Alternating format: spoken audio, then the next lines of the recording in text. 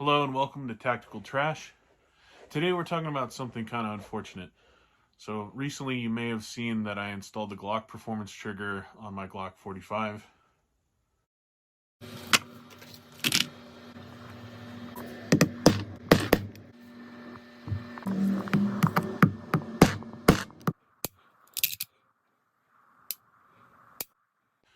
And while we were out filming another video today, we actually had it fail on us to the point where the firearm was not functional. The issue we were having is the trigger was just unbearably hard to pull, and it got to the point where the trigger just would not break.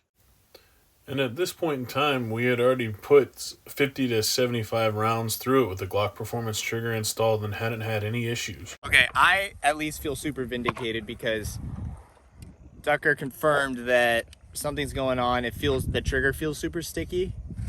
I think if there's any problem, it would be with the trigger mechanism and not with the internals, but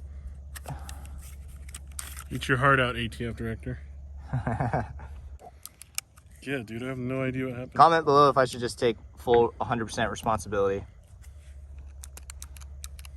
Okay, what's going on? So, the Glock broke.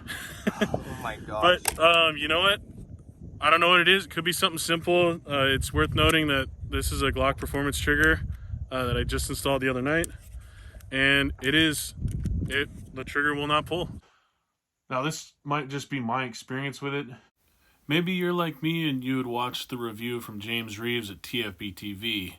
And with the sharp chin like that, I was just enticed by the glory of what could have been from the Glock Performance Trigger. I've shot the Performance Trigger before, but never back-to-back stock trigger versus Performance Trigger. Standard trigger, Performance Trigger. Yeah. I'm getting them in every single one of my Glocks now.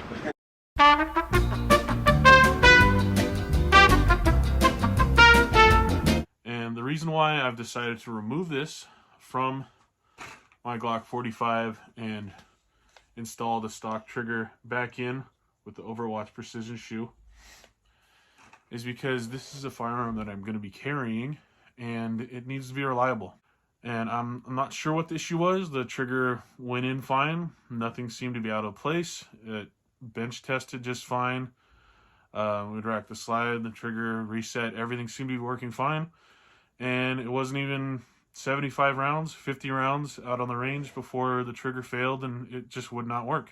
So your mileage may vary. I'm not sure what happened with mine, but at the end of the day, I'm out of $100. And truth be told, I never should have messed with the internals inside the Glock. Stock stuff just works. I tend to leave the internals alone on Glocks because I never want to compromise the reliability of the platform. Well, why don't I change the trigger on the Glock? Because then it starts doing goofy.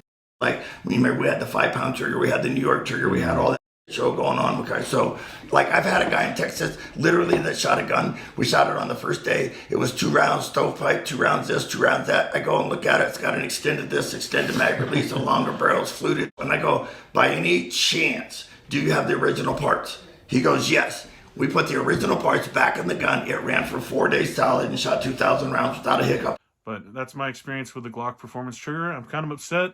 If you guys have had similar issues with it, drop it in the comments. But what can you do? Anyway, you guys have a good one.